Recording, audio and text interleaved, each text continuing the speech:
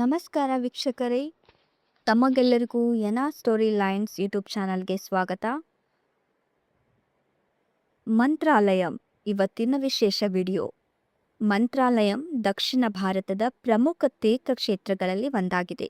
ಇದು ಆಂಧ್ರ ಪ್ರದೇಶದ ಕರ್ನೂಲು ಜಿಲ್ಲೆಯಲ್ಲಿದೆ. ಈ ಪವಿತ್ರ ಕ್ಷೇತ್ರವು ತುಂಗಭದ್ರಾ ನದಿಯ ತೀರದಲ್ಲಿ ಇರುವುದರಿಂದ ಪ್ರಕೃತಿಯ ಸೌಂದರ್ಯ ಮತ್ತು ಧಾರ್ಮಿಕ ಮಹತ್ವವನ್ನು ಹೊಂದಿದೆ.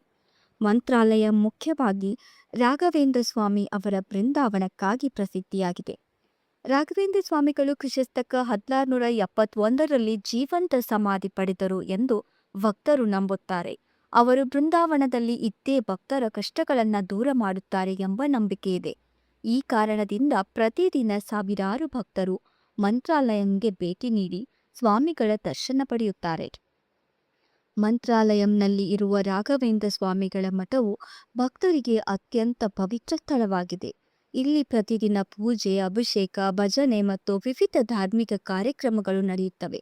ಭಕ್ತರು ತಮ್ಮ ಕೋರಿಕೆಗಳನ್ನು ಸ್ವಾಮಿಗಳ ಮುಂದೆ ಇಟ್ಟು ಆಶೀರ್ವಾದ ಪಡೆಯುತ್ತಾರೆ. ಅನೇಕರು ತಮ್ಮ ಸಂಕಷ್ಟಗಳನ್ನು ನಿವಾರಣೆಯಾದ ನಂತರ ಹರಕೆಗಳನ್ನು ಸಲ್ಲಿಸುತ್ತಾರೆ.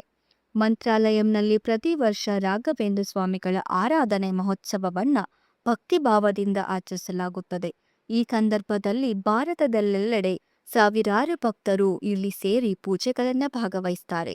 ಆ ಸಮಯದಲ್ಲಿ ಮಠದ ವಾತಾವರಣ ತುಂಬ ಭಕ್ತಿಭಾವದಿಂದ ತುಂಬಿರುತ್ತದೆ.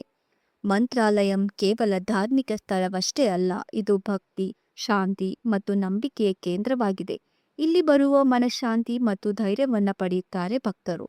ರಾಘವೇಂದ್ರ ಸ್ವಾಮಿಗಳ ಆಶೀರ್ವಾದದಿಂದ ಜನರ ಜೀವನದಲ್ಲಿ ಸುಖ, ಶಾಂತಿ ಮತ್ತು ಸಮೃದ್ಧಿ ಬರುತ್ತದೆ ಎಂದು ಜನರು ನಂಬಿದ್ದಾರೆ. ಮಂತ್ರಾಲಯಂ ಭಾರತದಲ್ಲಿನ ಅತ್ಯಂತ ಪ್ರಸಿದ್ಧ ತೀರ್ಥಕ್ಷೇತ್ರಗಳಲ್ಲಿ ಒಂದಾಗಿದೆ. ರಾಘವೇಂದ್ರ ಸ್ವಾಮಿಗಳ ಮಹಿಮೆ ಮತ್ತು ಭಕ್ತರ ನಂಬಿಕೆಯಿಂದ ಈ ಪವಿತ್ರ ಸ್ಥಳವು ಇನ್ನಷ್ಟು ಮಹತ್ವವನ್ನು ಪಡೆದುಕೊಂಡಿದೆ. ಮಂತ್ರಾಲಯಂವನ್ನು ಭೇಟಿ ಮಾಡಿ ರಾಯರ ದರ್ಶನವನ್ನು ಪಡೆಯಿರಿ. ಈ ವಿಡಿಯೋ ಇಷ್ಟವಾದಲ್ಲಿ ಲೈಕ್ ಮಾಡಿ, ಕಮೆಂಟ್ ಮಾಡಿ, ಶೇರ್ ಮಾಡಿ, ತಪ್ಪದೆ ಬೆಲ್ ಐಕಾನ್ ಅನ್ನು ಪ್ರೆಸ್ ಮಾಡಿ. ಮತ್ತೆ ಭೇಟಿಯಾಗೋಣ ಮುಂದಿನ ವಿಡಿಯೋದಲ್ಲಿ. ಧನ್ಯವಾದ.